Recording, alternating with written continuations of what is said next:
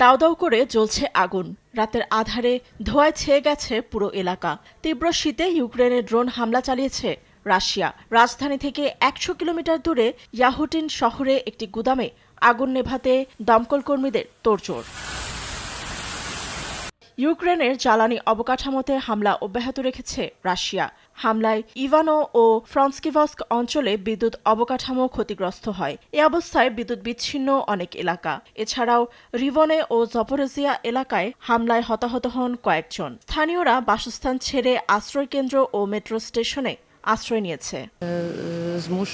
যুক্তরাষ্ট্র ও ইউরোপের সামান্য হলেও বাস্তবতা বোঝার চেষ্টা করা উচিত। এই ভয়াবহ শীতে আমরা কিভাবে টিকে আছি?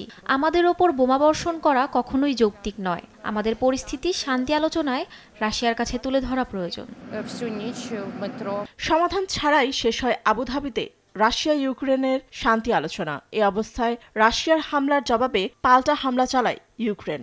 মস্কোর প্রতিরক্ষা মন্ত্রণালয় জানিয়েছে, বেসামরিক অবকাঠামোতে কিয়েভের সন্ত্রাসী হামলার জবাবে ক্ষেপণাস্ত্র এবং ড্রোন হামলা চালিয়েছে। এদিকে ইউক্রেনের প্রেসিডেন্ট ভ্লাদিমির জেলেনস্কি বলেন, কিয়েভ ও মস্কোর নতুন দফা আলোচনার প্রস্তাব দিয়েছে ওয়াশিংটন। এ সপ্তাহে যুক্তরাষ্ট্রের মিয়ামিতে অনুষ্ঠিত হতে পারে বৈঠক। যুক্তরাষ্ট্র প্রস্তাব দিয়েছে গ্রীষ্ম শুরুর আগেই উভয় পক্ষ যেন যুদ্ধ শেষ করে তাদের নির্ধারিত সময়সূচি মানতে চাপ সৃষ্টি করবে। তারা চাইছে জুনের মধ্যে সবকিছু শেষ করতে।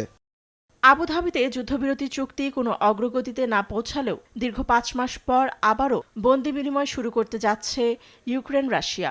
এ অবস্থায় মিয়ামিতে পরবর্তী বৈঠকের দিকে নজর বিশ্বের।